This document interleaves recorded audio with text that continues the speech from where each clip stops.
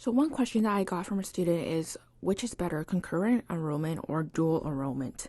And of course, this is also in comparison to the regular stream of students who just complete regular high school courses. So what is concurrent enrollment? So how I'm defining concurrent enrollment is that it normally is a program that qualifies students to be able to take a higher level of course and then later on can use the same course as a credit for a university or college credit. And oftentimes it's only applicable in the States.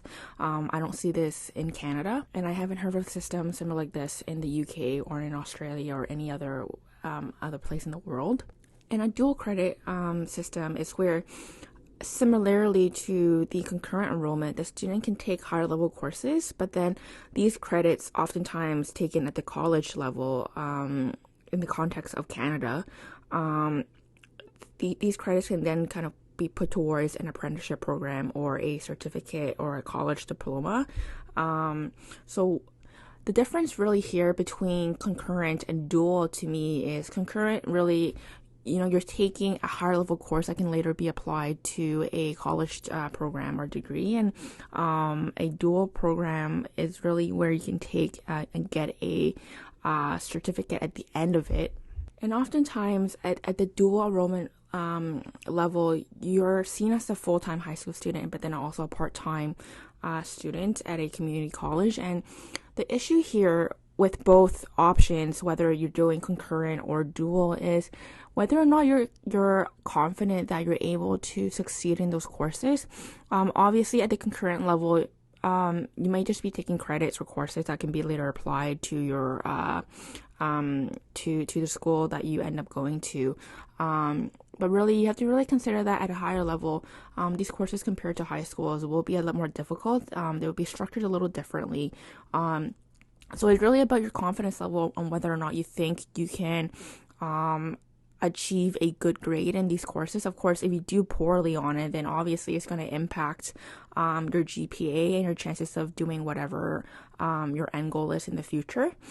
In the context of dual enrollment, this is a little different because if the student is going for dual enrollment, for example, they're hoping to achieve a certificate or diploma at a community college later on, they might not be the type of student that cares about their GPA or pursue further additional education later on. They might just want to go into a apprenticeship program, for example, get their certification and then start working. So if you're that type of student, and you want to just go into a trade and just get certified and then just start working as soon as possible after high school, then dual enrollment might not be a bad idea.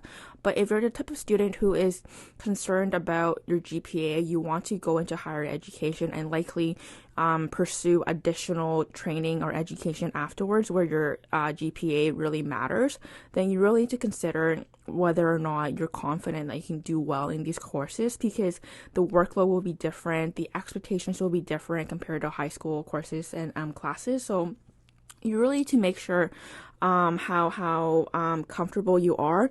And in general, as someone who, when I was a freshman, a first year student in university or my college, I had taken an upper year course, and at that time I thought, once I'm in a college or university, all the courses will be somewhat similar.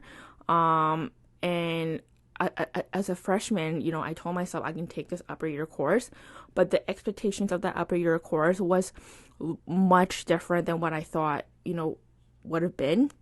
And I struggled a lot in that aspect. So if you are going for the concurrent option, just have a high expectation, in terms of course expectations, and just know that it's going to be structured differently, and what is expected of you as a student, it's going to be vastly different, especially compared to a high school course.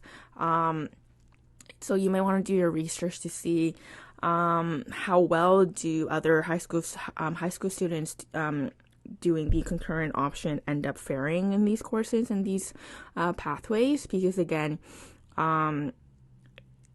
if in the end your goal is to have a high GPA and to look better on your transcript when it comes to admissions to colleges, then you really need to consider and weigh out the risks to this option.